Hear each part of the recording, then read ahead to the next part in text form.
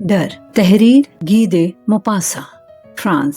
Pattern ایک کامیاب تاجر ہونے کے ساتھ ساتھ وحشی طبیعت کا مالک تھا جو روزانہ ابان کی سرائے میں شراب پینے آیا کرتا تھا۔ 4-5 گلاس تو وہ معمول کی بات تھی، کبھی کبھی 8-10 گلاس بھی ایک ہی نشست میں پی جاتا۔ بار میں ابان کی کالی بالوں والی دلکش بیٹی دازی گاہکوں کی خدمت کیا کرتی تھی۔ جیسے ہی پیٹن بار میں داخل ہوتا اور اس کی نظر دازی پر پڑتی، اس کا دل دھڑکنا شروع ہو جاتا۔ شرمیلی مسکراہٹ کے ساتھ وہ اسے سلام کرتا، پھر اس کے ہاتھ سے جام لے کر ایک ہی گھونٹ میں خالی کر دیتا۔ شراب اسے اور بھی میٹھی لگنے لگتی۔ دوسرا جام لیتے ہی وہ اشارے بازی پر اتر آتا اور تیسرا جام پی کر جھومتا ہوا کہتا، کاش تم میری ہو جاؤ تو، مگر روزانہ یہ جملہ ادھورا چھوڑ دیتا۔ چوتھا گلاس خالی کرتے ہی بے خودی میں دازی کے فراک کے پیچھے سے اسے گلے لگا لیتا اور 10واں جام پی کر میز پر سر رکھ دیتا۔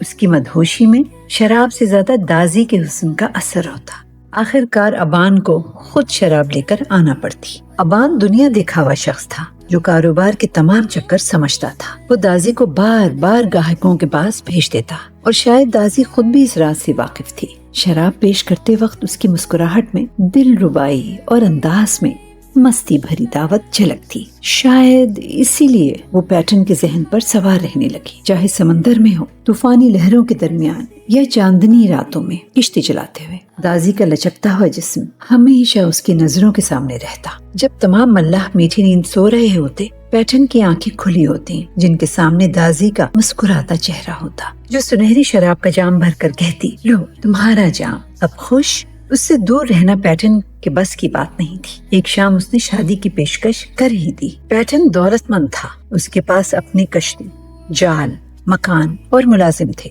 جبکہ ابان کی آمدنی محدود تھی۔ اس نے یہ رشتہ غنیمت جانا اور جلد ہی شادی ہو گئی۔ لیکن دازی کا حسن تیسرے ہی دن ماند پڑ گیا۔ پیٹن کو محسوس ہوا کہ دازی ایک عام سی عورت ہے، جبکہ اس جیسے امیر شخص کو کہیں بہتر بیوی مل سکتی تھی۔ وہ اپنے آپ کو کوسنے لگا، میں ہی بے وقوف ہوں جو ایک معمولی لڑکی اور اس کے کنگال باپ کے جال میں پھنس گیا۔ اسے شک ہوا کہ دازی نے شراب میں کچھ ملا کر اسے بے وقوف بنایا ہے۔ سگار توڑتے ہوئے وہ اپنے آپ کو برا بھلا کہتا، غصے میں ملازموں کو پیٹتا اور جو چیز سامنے آتی توڑ دیتا، مچھلیاں پکڑتے ہوئے گالیاں بکتا اور گھر پہنچتے ہی دازی کو جانوروں کی طرح مارنے لگتا۔ اس کی زندگی جہنم بن گئی۔ اگلے 10 سالوں میں علاقے والوں کا پسندیدہ موضوع دازی کی پٹائی اور پیٹن کا پاگل پن تھا۔ وہ اس پر گالیاں برساتا، مارنے پر اتر آتا، اسے دیکھتے ہی بپھر جاتا، ساحل پر اترتے ہی اس پر ٹوٹ پڑتا۔ لوگ ہنستے، مذاق اڑاتے، مگر دازی سے ہمدردی رکھتے۔ کچھ لوگ اس کی گالیوں سے لطف اندوز ہوتے، جبکہ وہ بے پرواہ اپنی گرجدار آواز میں بےہودہ گالیاں دیتا چلا جاتا۔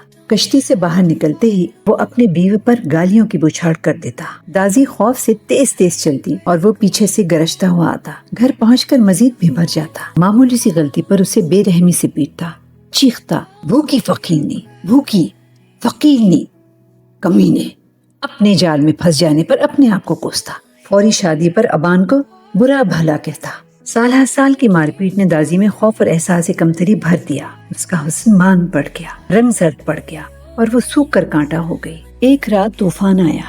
وہ گھر میں اکیلی تھی کیونکہ پیٹن سمندر سے واپس نہیں آیا تھا۔ ہوا اتنی تیز تھی کہ گھر ہلتا ہوا محسوس ہوتا، شور ایسا کہ جیسے آسمان سے بلائیں دھاڑ رہی ہوں۔ خوف سے اندر رہنا ممکن نہ تھا۔ وہ باہر نکل آئی، سمندر کی طرف دوڑی۔ دوسری عورتیں بھی لالٹین لیے بھاگ رہی تھی۔ سمندر جھاگ سے لبریز تھا۔ 15 گھنٹے بعد طوفان تھما۔ کئی ملاح لاپتہ تھے، جن میں پیٹن بھی شامل تھا۔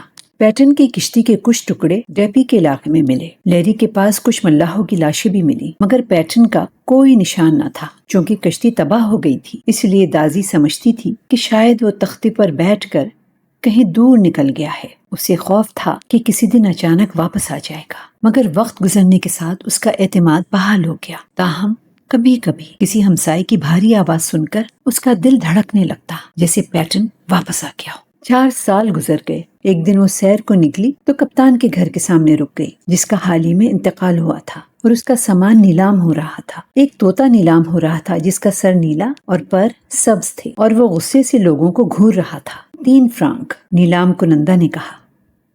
یہ منطقی گفتگو کر سکتا ہے۔ دازی کی سہیلی نے مشورہ دیا کہ وہ یہ طوطا خرید لے تاکہ تنہائی دور ہو۔ پیسوں کی کوئی کمی نہ تھی اور ضرورت پڑنے پر بیچا بھی جا سکتا تھا۔ جب دازی نے 15 پیسے بڑھا دیے تو طوطا اس کے حوالے کر دیا گیا۔ گھر پہنچ کر جب اس نے طوطے کے سامنے پانی رکھا تو اس نے اسے کاٹ لیا۔ بڑا بدتمیز طوطا ہے، اس کی چیخ نکل گئی۔ اگلی صبح جب ابھی وہ نیند سے بیدار ہو رہی تھی کہ ایک گرجدار مردانہ آواز اس کے کانوں سے ٹکرائی۔ مردار، سارا دن سوتی رہو گی کیا؟ اس کے اوسان خطا ہو گئے۔ وہی گرج، وہی غصہ، وہی آواز جو پیٹن کی تھی۔ مار کھانے کے ڈر سے وہ چادر میں سمٹ گئی۔ یا اللہ، وہ واپس آ گیا ہے، ابھی تک زندہ ہے، رحم کر۔ کچھ دیر بعد اس نے سر باہر نکالا تو کھڑکی سے آنے والی دھوپ کے سوا کچھ نہ دیکھا۔ شاید وہ مارنے کے لیے کوئی چیز ڈھونڈ رہا ہے۔ گھنٹوں گزر گئے مگر گھر میں خاموشی تھی۔ اس نے سوچا شاید خواب دیکھا ہے اور دوبارہ لیٹ گئی۔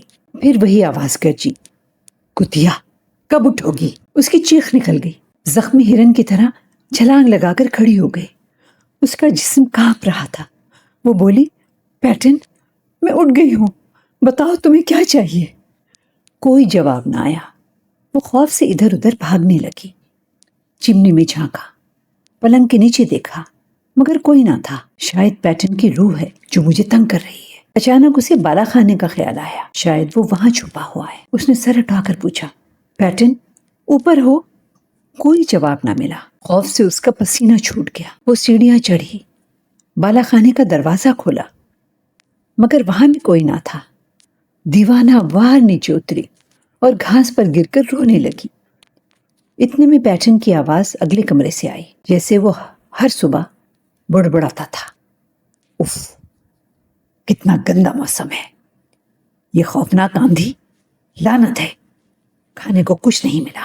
وہ بے ساختہ بولی، پیٹن ناراض نہ ہو، میں کھانا لاتی ہوں۔ لیکن وہاں کوئی نہ تھا۔ اسے لگا جیسے اس کی روح نکل گئی ہو۔ وہ ہمسائے کو بلانے ہی والی تھی کہ قریب سے آواز آئی۔ گردن گھما کر دیکھا تو طوطا اپنی گول شیطانی آنکھوں سے اسے گھور رہا تھا۔ اوفو، یہ تم ہو؟ طوطے نے سر ہلا دیا۔ وہ کانپ رہی تھی جیسے پیٹن طوطے کی شکل میں واپس آ گیا ہو تاکہ اسے مارے، پیٹے اور ہمسائیوں کے سامنے رسوا کرے۔ بے اختیار وہ طوطے پر جھپٹی۔ طوطے نے اسے پنجوں اور چونچ سے زخمی کر دیا۔ اس نے طوطے کو زمین پر پٹخ دیا اور کچل ڈالا۔ اب یہ سبز ڈھیلا سا لگ رہا تھا، جسے کپڑے میں لپیٹ کر وہ سمندر کی طرف بھاگی اور پانی میں پھینک دیا۔ آج سارا دن وہ خالی پنجرے کے سامنے ہاتھ باندھے بیٹھی رہی، جیسے کسی جرم پر معافی مانگ رہی ہو۔